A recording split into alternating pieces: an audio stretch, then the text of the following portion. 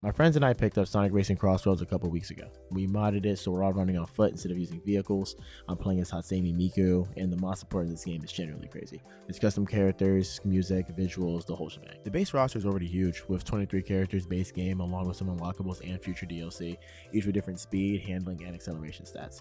The mods allowing you to have even more characters. It's a big Sonic bonanza. This game also brought back Extreme Gear from Sonic Riders, and I was immediately sold the second I saw the trailer.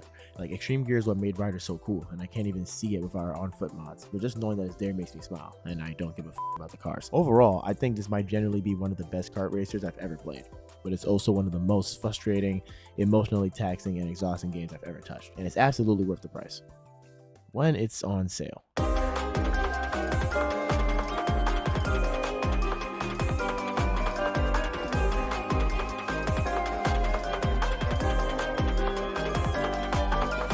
If you've played Mario Kart, you know the basic rhythm of a kart racer. Drift around corners, grab items, avoid getting hit, win the race. A simple recipe for success.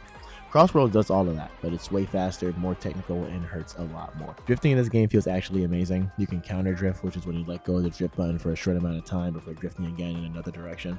It looks really smooth. You can hold a lot of corners and maintain your boost. It's just overall like a really good mechanic. Like the drifting and the surfing, but if you let go of it, you're not going anywhere. Like, you're going to be stationary. Like, you're better off holding your drift to live and then jumping when you need to. And drifting in the air is terrible, to the point where there are gadgets to make this easier. It's not a problem for me though. I love flying, except for when drifting, your stick will just go in whatever direction you were holding. You have to force yourself not to hit a wall. Overall, you just have to maintain your drift and be really smooth with it, because if you touch the grass at all, your speed immediately goes to zero and you lose all the drift you've been building up. Not to mention, if you hit a wall, you lose half your rings, or hitting people and losing your rings, or getting hit by an item and losing your rings.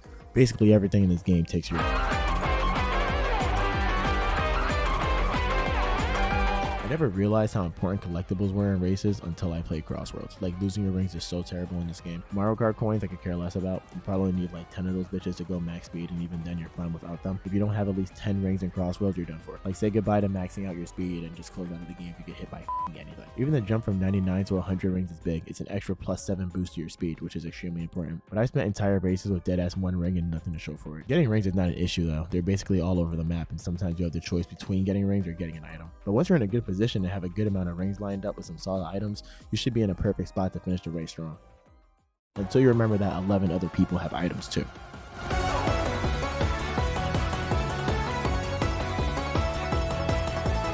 You see, getting rings is not the hard part about this game. In fact, it's one of the easiest. It's keeping those rings when every item in the game is designed to take them away from you. Have you ever seen those memes where a dude's getting hit by like 5 items in Mario Kart and then goes from 2nd to 12th? Well, that's actually real in Crossworlds and will happen to you no matter where you are on the map. And I felt the map, bro. There are tons of items in Crossworlds. If somebody has the red boxing glove, they're throwing it immediately. It's a free you coupon, so why not use it? I mean, it's basically a red shell, so like, why wouldn't you throw a red shell? Same with the monster truck, the 40-ton weight, the stupid ass ghost item that's basically a more ominous blue shell that'll hit you even if you're not in first. Like, these items exist purely for griefing. The person using them doesn't even care about their placement, they just want to take their anger out. But none of them are as bad as the f***ing slicer. The slicer is the worst item in the entire game, and I hope it gets removed. What type of item pops up next to you like a f***ing blue shell and then allows you to get hit by other items? You might as well do whatever you can in the moment, because if you don't have a shield or a tornado, you're f***ed. So what can you do about all this? Not much. Shields exist and tornadoes exist too, but they're rare enough that you can't rely on them. Most of the time, you're just eating whatever the game throws at you and hoping you can recover. But that doesn't mean it's not possible to come back. The triple boost lets you cut through grass without losing speed. The drill's awesome because when you have it, it drills through multiple players and gets you like really high up in the race. And the laser's one of my favorites because you can beam past multiple players if you're close enough. Here's the thing, if you're too far behind, even the best items won't save you in this game. But being too far behind does not mean you're done for. Not if you build for it.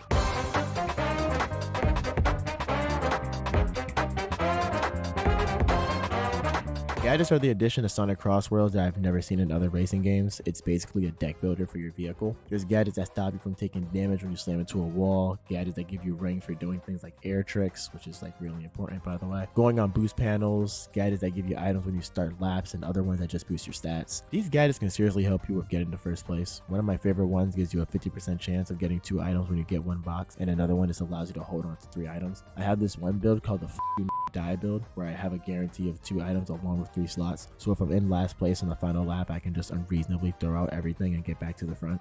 So it's really never over as long as you play your cards right and hope that the RNG gods are on your side. There's also the option of shortcuts, which a lot of stages have, and those can push you from 6th to 2nd in seconds. So now you have your items, your gadgets, and your shortcuts, which can all bring you to a solid placing if the track doesn't f you over.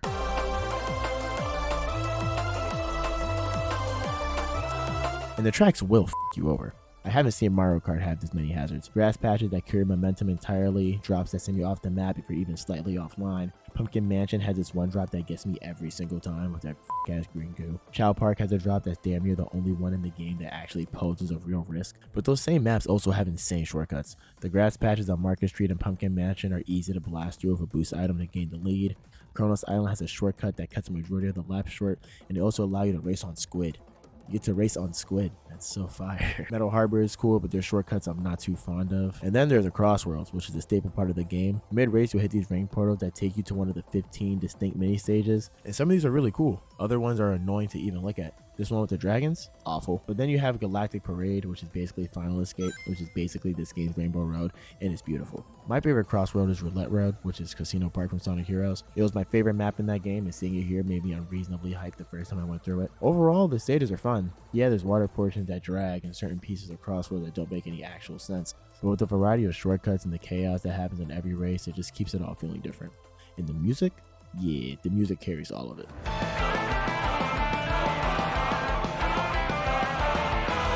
I've been waiting to talk about the music. Each of the stages has its primary loading screen track, which is more of a build up for the song playing in the actual race, and it gets me hype every time.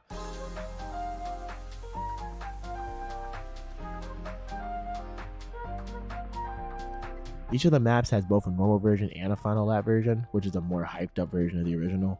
Even the Crossroads have final lap versions, but you don't get to hear them since you're back on the original map for the last lap.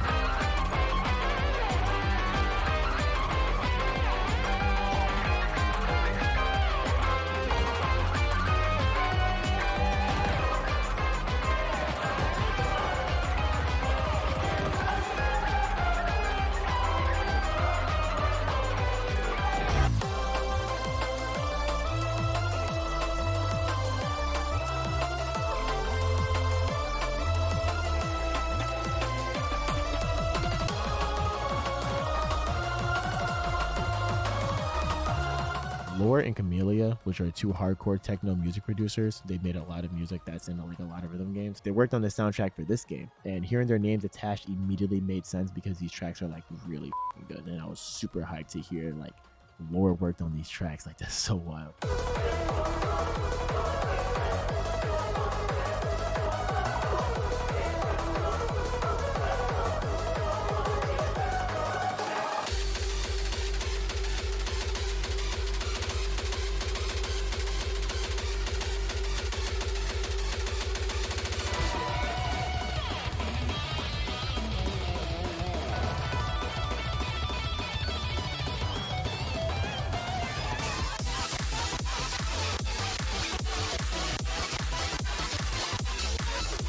These songs have their catchy little motifs that keep me locked in. I would never play this game with other music on. The soundtrack is just way too good to replace.